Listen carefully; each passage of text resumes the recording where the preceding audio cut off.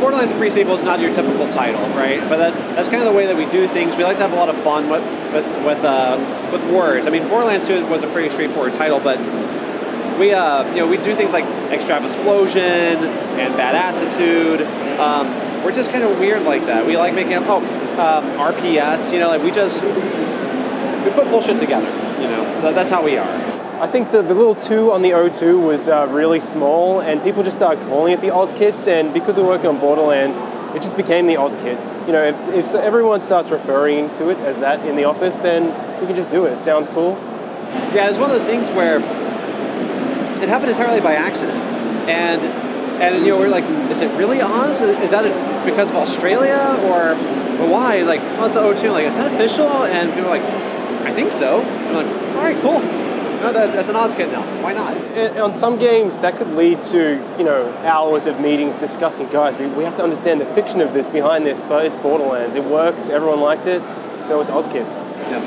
You definitely get to have a little more fun with that than you would on some other titles, which is really nice for us. I think some of the new things that fans can look forward to, like you mentioned, is the Cryo Elemental, which is an ice elemental. It's pretty straightforward. You get to freeze your enemies with it. There's kind of a fun story with that, which is Gearbox has tried before to sell that elemental, and we always kind of had problems with it. Whether it was tech issues like client replication, or kind of the question of, well, what happens if you freeze your teammate, or what happens if an enemy freezes them? And then they quit. Like, there could be problems there, or that could slow them down too much, or it's not fun. And so we always kind of backed away from it. But the Australians were really dead set on this, and they really fought for it. And then they showed a really kick-ass prototype where it looked great and it worked really well. Yeah, it was actually one of those situations where we didn't know that these guys had all these problems, looking at performance, looking at memory for it, and we just kind of went away and built it. And when we mentioned it, that guys, we actually have a working ice prototype. Like, no, hold on, that's going to cause so many problems. Like, but it's working, and it works on console, and it's awesome. Like, check it out. Yeah, I mean, that's a great example. It's been really awesome to work with such a passionate and skilled team like 2K Australia, because they bring a lot of really great knowledge from working on BioShock, where they focus a lot on cool combinations and different ideas, and it brings some fresh ideas to the franchise for us. And there's lots of other cool things. There's the O2 system, which I think on the surface, people look at that and they think that, oh, it's just about making oxygen work on the moon. And there's kind of, I think, like a bit of a trepidation about, like, well, this doesn't sound very fun to me. But the O2 is actually a really big system. It's very well integrated into everything. Like, it's not just about breathing in an area with no atmosphere. You can use it to jump higher, to jump further. You can use it to revive teammates faster, which is really helpful because we've never really given you the option to revive a teammate faster. So you can make intelligent decisions like, I have my O2 left, but I really need this guy, so I'm going to spend some of my oxygen to get him back up and into the fight. There's the whole tactical side of it as well. If you encounter a space and you see some guys in there, you can choose to turn on the oxygen if you have some really kick-ass fire weapon, because then you can actually set them on fire. If you don't have an oxygen-rich environment, then you're not going to be able to burn them. But on the flip side, you can turn off the oxygen. They then have to wear the same oxygen bubbles to breathe. You can pop those, and then they're venting oxygen out, so they're vulnerable. So I think this is going to be one of those situations where we're going to have even more stories about people, how they chose to play through certain areas. And this is really important to us because it's really easy to get stuck into a cycle of making the same stuff. But in some ways, we've really kind of flipped the script on how you play Borderlands. I mean, there's still sort of the core feature, right? Being able to just use your powers and your guns to resolve things. But there's definitely like a layer of strategy that we're adding to this, and we feel really confident people are going to like that because we're having a blast with it. We've been working on it for over a year, and we have a lot of fun with this. Yeah, the low gravity is another huge feature in Borderlands, the pre-sequel.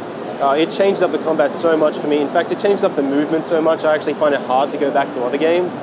But it allows you to jump and drift over enemies. Combined with your cryo weapon, you can shoot down, freeze them, and then if you hold crouch, you actually do a butt stomp down on the ground and shatter them into a million pieces. It's really cool because in some ways cover is not relevant when you're fighting enemies, because if they're hiding behind a building or behind crates shooting at you, you can just jump right above them and fire a rocket into the center of the group.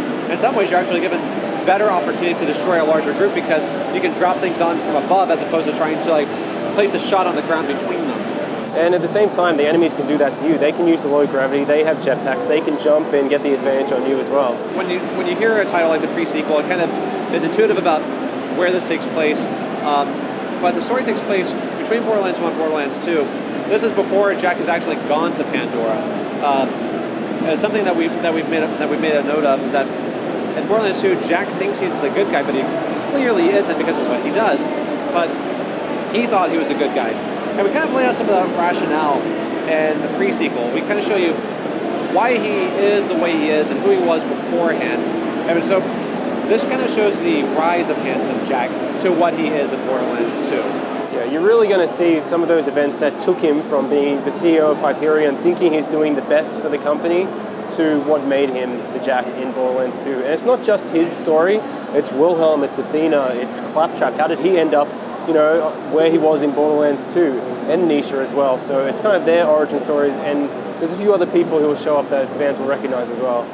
It's kind of a cool thing for us because we're not necessarily, we like the idea of showing where people came from, and kind of the idea of like flipping a concept where someone was probably not evil the entire time that they've ever been around. They had to come from somewhere. And when you add this additional layer of like these really cool characters like the Sheriff of Lynchwood and Wilhelm and Athena, you know, we kind of ask like, well, what happened to Athena? And you look at someone like the Sheriff of Lynchwood and Wilhelm and you go, well, where did these people come from? I've never heard of them before, and suddenly like they're really big parts of the game, you know? And so we try to answer some of those questions, but in a way that's still really fun, and in a way where you get to actually kind of connect with them, because it'd be really easy for you to have a villain that you just hate the entire time. But whenever you can actually kind of play as them and experience things from their perspective, it can make it more meaningful. And we think that's a form of entertainment. We want to have that kind of meaningful experience with our players. What we can tell about Claptrap is that this is a very interesting period for him, and it's clearly different from how he is in Borderlands 2. Because Claptrap's always kind of a Charlie Brown kind of character. He's very pathetic. He always gets things wrong. But this time around, you can actually be useful. Borderlands, the pre-sequel, is coming to Xbox 360, PC, and PS3 in fall this year. That's spring for Australians. Warning, 0 atmosphere environment.